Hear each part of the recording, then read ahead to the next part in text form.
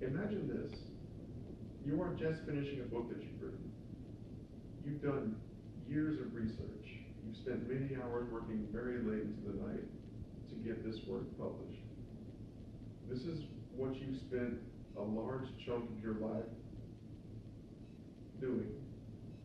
And after it's finished, you find that your work is being copied and stolen in various places around various writing and academic communities without proper credit being given to you. They've taken your life's work, they've taken years of your life, and they didn't even credit you with the discoveries that you've made. This is the reality of cyber plagiarism. And in our day and age, it's a much more common problem than it was 20 years ago.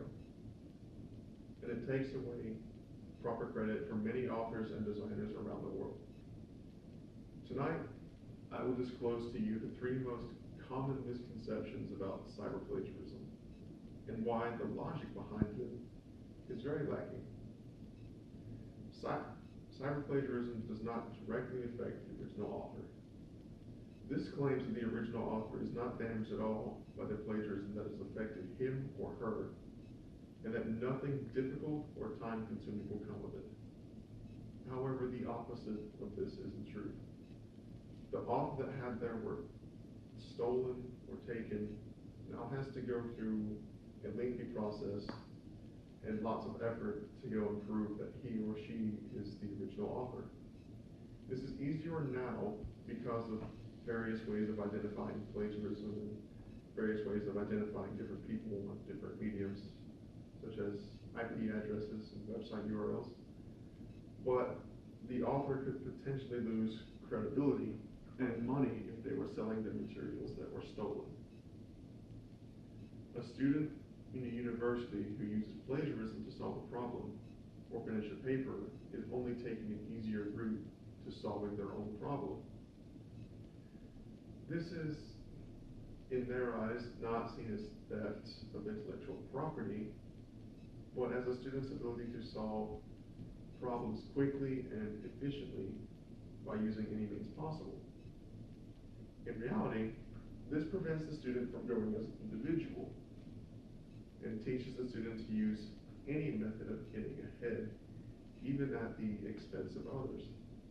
It prevents the student from doing their own critical thinking and to rely solely on the work that others have done before them, without taking the time to learn from it like they did.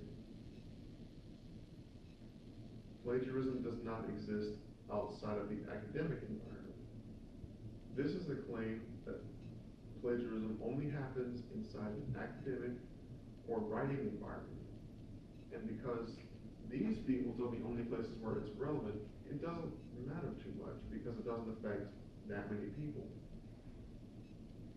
Plagiarism exists in many other fields, including fashion, photography, music, software, film, and even architecture. The boundaries for these are much more blurred between inspiration and theft for these more artistic fields, but it is still a problem that the original designers will have to go through a lengthy process to set right. Cyber plagiarism is a bigger deal than many people seem to believe it is, and it takes away the credit that the original authors deserve. Plagiarism does affect the authors that are involved, and in some cases, it causes them to lose valuable money and time. It prevents students and professors alike from doing their own thinking, and instead to just take from others to make it easier for themselves. It is also far more widespread than many would like to believe, as it affects so many other fields besides just writing and academia. This is a problem that affects many more people than the general population would believe, and measures have to be taken to ensure that the authors offended receive credit where it is due.